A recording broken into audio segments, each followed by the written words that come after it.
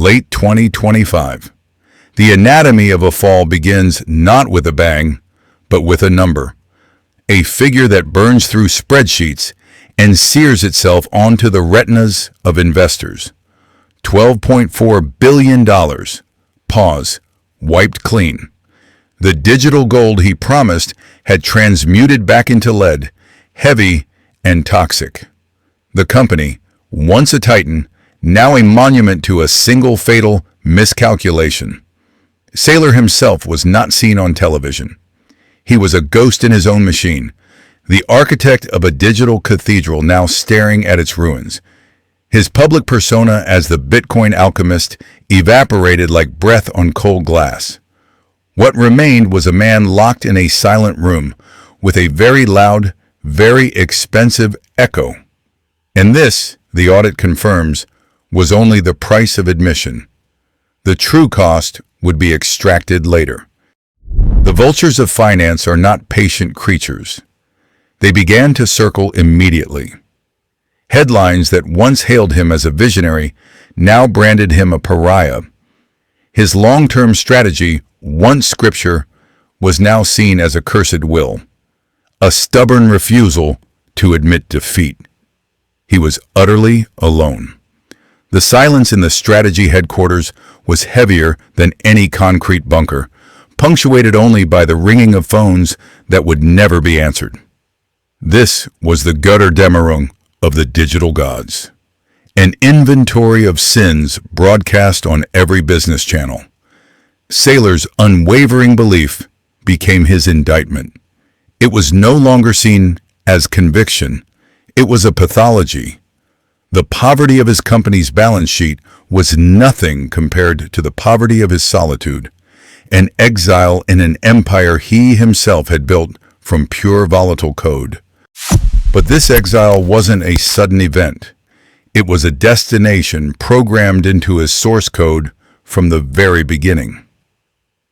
The anatomy of this fall began not with Bitcoin, but with an almost pathological obsession with order.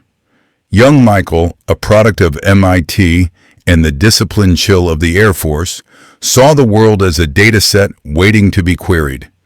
He believed in systems, in immutable logic. MicroStrategy, founded in 1989, was not just a company. It was his first attempt to build a perfect world, a cathedral of data where chaos could not enter. He sold corporations the dream of omniscience, the ability to see the future in the tea leaves of their own sales figures. And for a time, it worked. The money flowed like a river of black ink. But underneath the gloss of the dot-com boom, the original sin was already committed. Pause. He had built his church on the shifting sands of the stock market, an institution he could not control. He was a god of data who was still a slave to human panic. The first crash was coming, a dress rehearsal for the main event. The dot-com bust was more than a financial loss. It was a theological crisis. His system had failed. His data god had been proven mortal. The years that followed were a quiet purgatory, a long, cold search for an incorruptible truth. And then he found it. Not in a boardroom or a balance sheet, but in a white paper by a ghost. Bitcoin. It wasn't an asset, it was an answer. A perfect, self-sustaining system, immune to the whims of panicked men and corrupt bankers. This was the genesis of the second and final fatal error. The decision, in August 2020, to convert MicroStrategy's treasury into Bitcoin was not a financial strategy. It was an act of religious conversion. He wasn't buying an asset, he was buying an ark. Pause. The first purchase of 21,454 Bitcoins was the point of no return. A public declaration of a private faith. He was chaining his corporate destiny and his very legacy to a string of cryptographic code. The digital coffin was being built, one Satoshi at a time. The first cracks in the digital arc were not financial, they were philosophical. While Saylor preached the gospel of eternal appreciation, the old gods of Wall Street began to take notice. The warnings were not shouted from the rooftops. They were whispered in analyst reports and private client memos. The core of the criticism was simple, brutal, and ancient. Pause debt. Saylor wasn't just buying Bitcoin, he was borrowing billions to do it, using convertible notes that smelled of dot-com-era hubris. The Securities and Exchange Commission, an institution with no patience for new religions, began its slow, methodical inquiry. Not into Bitcoin itself, but into Saylor's accounting jiu-jitsu, the way he presented his company's health while ignoring the festering wound of digital asset impairments. His response was not a defense. It was an escalation of faith. The Strategy World Conferences became revival meetings for the new corporate cult, where the sacrament was leverage, and the Messiah was a line of code. This was the second stage of the fatal error. He was no longer just a captain chaining himself to the mast. He was convincing other captains to drill holes in their own ships. The anatomy of the fall was a masterpiece of inevitability. The market did not crash.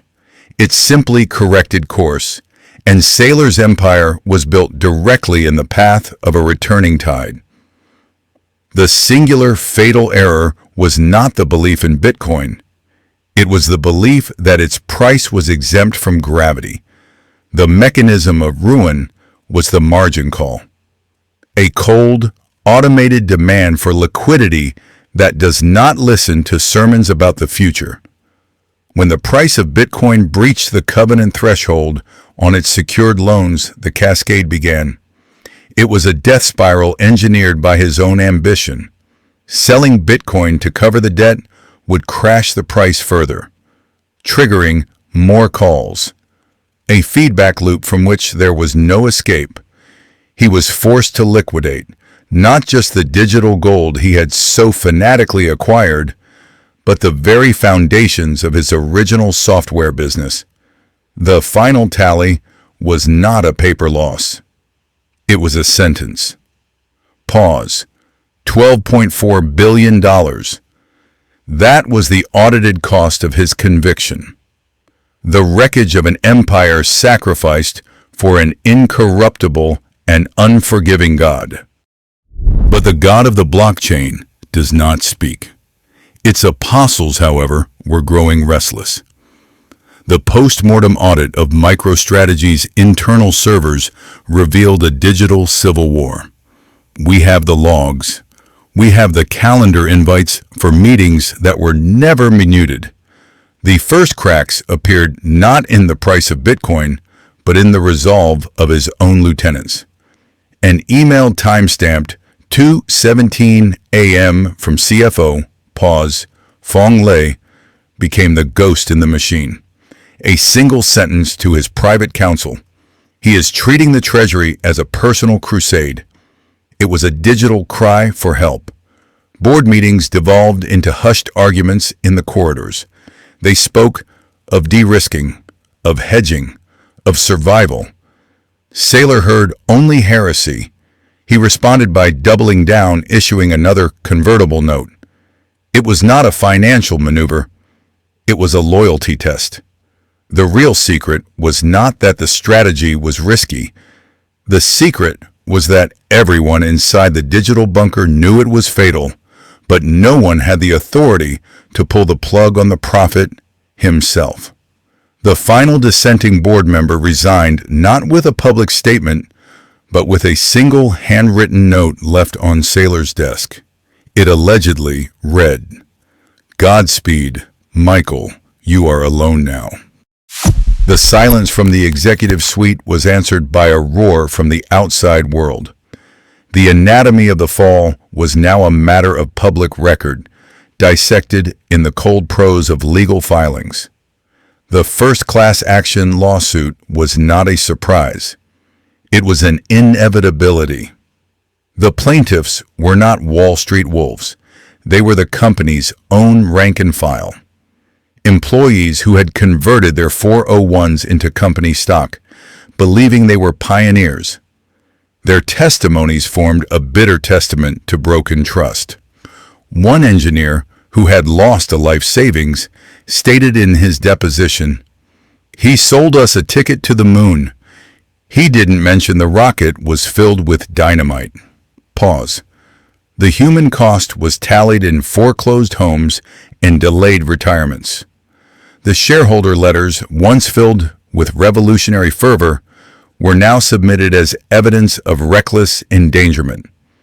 Each promise of a digital paradise was reframed by opposing counsel as a fatal misrepresentation. The wreckage of the empire wasn't just the $12 billion hole in the balance sheet. It was the thousands of smaller, unaudited craters in the lives of those who believed. They weren't suing a CEO. They were suing a belief system that had bankrupted them. The verdict was a formality. The real sentence had already been passed in the court of public opinion. Michael Saylor, the digital Prometheus, was now just a pariah in a well-tailored suit. His name became a cautionary tale, whispered in hushed tones on trading floors, a synonym for hubris. The curse of volatility wasn't a market dip.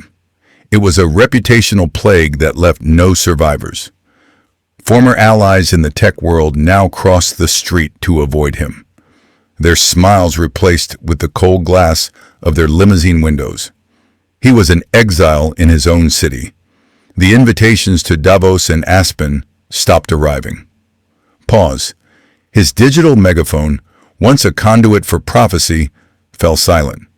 The company, rebranded as Strategy to signify a bold future, was now an object of morbid humor, a strategy for ruin. This was the anatomy of the fall. Not a sudden crash, but a slow grinding erosion of credibility until nothing was left but the concrete foundation of debt and the ghost of a 9-figure net worth. The post-mortem audit reveals a simple, brutal truth. The line between a digital empire and a digital tomb is measured in a single market correction. Saylor's legacy is not written in code, but in the red ink of his balance sheets. A bitter testament to the idea that conviction without restraint is just a more elegant form of gambling. The wreckage of his empire serves as a monument to the paradox of our age. Fortunes built on algorithms can be dismantled by human panic. He is left with the one asset that cannot be liquidated, his belief. Reports from his inner circle describe a man unchanged, still staring at the charts, still convinced the tide will turn. He inhabits a bunker of his own making, its walls papered with past glories and future projections that may never arrive. Pause. He won the argument in his own head. He lost everything else. The final lesson wasn't about the power of Bitcoin. It was about the poverty of obsession.